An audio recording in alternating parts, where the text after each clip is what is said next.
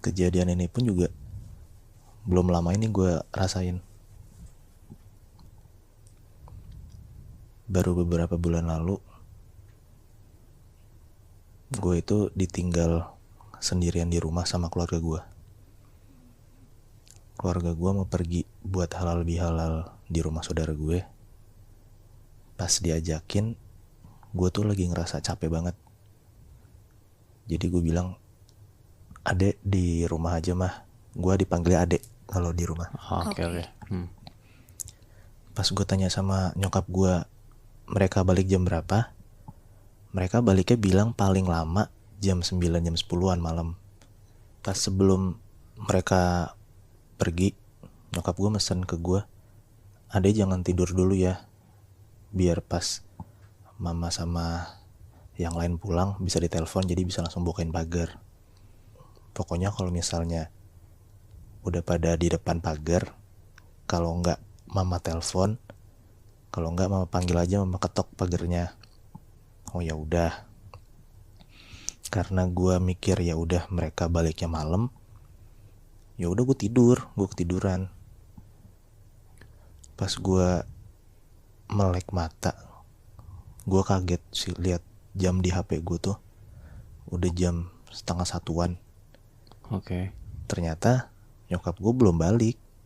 Gue lihat WhatsApp keluarga gue emang nggak ada yang ngabarin buat OTW pulang, atau nyokap gue belum ada nelpon atau WA gue untuk bukain pagar. Jadi ya udah gue mikir daripada gue ketiduran lagi, ya udah gue ngejaga mata gue biar nggak merem, gue main HP lah.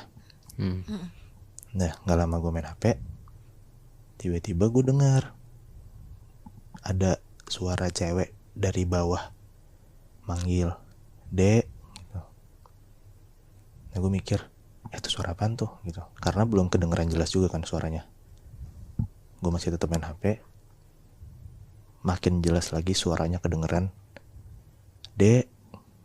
Ya gue mikir, oh nyokap gue udah pulang nih berarti. Yaudah gue buru-buru turun. Pas gue buka pintu ruang tamu gue tuh rada ngelongok ke atas, lewatin pagar gitu loh. Kayak gue mau ngeliat, kok nggak ada lampu mobil gitu yang hidup. Kalau misalnya udah nyampe kan harusnya lampu mobilnya udah kelihatan ya kan. Ya tapi gue mikir, oh mungkin udah dimatiin kali mobilnya sama bokap gue. Jadi mereka nunggu di depan pagar, mobilnya udah dimatiin. Yaudah gue ngeberaniin diri buat jalan dari ruang tamu ke pagar gue.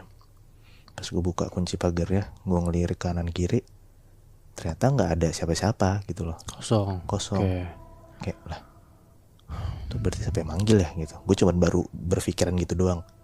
Oh berarti gue salah dengar kali. Dah gue ngunci pagar lagi, gue balik lagi ke ruang tamu, gue tutup pintu ruang tamu, gue balik lagi naik ke atas. Baru setengah tangga dari gue lantai 1 ke lantai 2, tiba-tiba gue kedengeran lagi ada yang manggil, adek. Nah pas pertama kali gue kedengeran itu kan gue kan di kamar. Ya gue pasti masih mikir, oh gue salah dengar kali gitu loh. Iya. Nah ini kan udah jelas banget gue masih di antara lantai 1 dan lantai 2 gitu loh, di tengah-tengah tangga. Dan gue bisa mastiin kalau misalnya gue nggak akan salah dengar lagi. Dan gue juga tahu kalau misalnya manggil gue adek, dan adek itu bukan nyokap gue. Di situ gue panik banget. Gue lari ke atas, gue buru-buru masuk kamar buat ngumpet. Gue masukin semua badan gue ke selimut. Gue nggak peduli mau ada suara siapapun lagi yang manggil gue adek. Gue nggak mau turun. Setelah sekian lama gue ngumpet, gue udah nggak denger kan suara yang manggil gue itu lagi. Tapi tiba-tiba ada satu hal yang mengharuskan gue banget untuk turun ke bawah. Gue tiba-tiba denger ada kayak suara orang ngedobrak pintu gue. Oke. Gue jelas banget denger. Tapi gue nggak tahu apakah itu emang beneran suara pintu atau bukan. Makanya mau nggak mau gue harus ngecek buat turun ke bawah dong. Yeah. Gue selalu mikirin takutnya beneran ada orang yang ngebobol rumah gue gitu loh. Nah ya udah, gue turun ke bawah buat ngecek. Pas gue lihat pintu ruang tamu gue ternyata ketutup. Ternyata bukan dari pintu ruang tamu gue sumber suara tadi. Nah setelah itu gue ngecek ke belakang. Pas gue nyampe di belakang, ternyata benar. Sumber suara yang tadi gue denger di atas itu asalnya dari pintu taman belakang gue. Pintu taman belakang gue tiba-tiba kebuka sendiri. Padahal setiap malam, setiap jam 6 jam 7-an setelah maghrib, pintu taman belakang gue tuh pasti dikunci gitu loh. Nah gak pakai pikir panjang, gue langsung buru-buru nutup pintu gue. Gue langsung kunci pintu belakang taman gue. Baru banget gue jalan beberapa langkah, tiba-tiba gue denger pintu taman belakang rumah gue kuncinya kebuka sendiri. Lagi. Nah begitu gue nengok ke belakang, gue ngeliat jelas banget kalau misalnya gagang pintu taman belakang gue itu bergerak turun ke bawah, kayak ada yang ngebuka dari luar. Terus pelan-pelan pintunya kebuka dan gue bisa lihat jelas banget dari sela-sela pintu yang kebuka itu ada sosok kepala cewek muncul. Dia ngeliatin gue dan dia bilang, "Adek." Gue langsung lari masuk ke kamar gue. Dan semenjak kejadian itu, gue gak pernah berani lagi tinggal sendiri di rumah.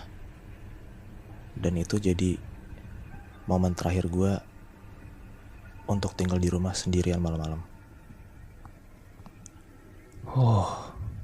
Intens banget sih anjing. Nyokap lu tahu kejadian itu nggak? Karena gue anaknya cerita apapun yang gue rasain, pas sesampainya nyokap gue di rumah, gue langsung ceritain semua yang gue alamin. Dan mereka emang ternyata pernah ngerasa kalau misalnya pintu belakang rumah gue itu emang sering kebuka.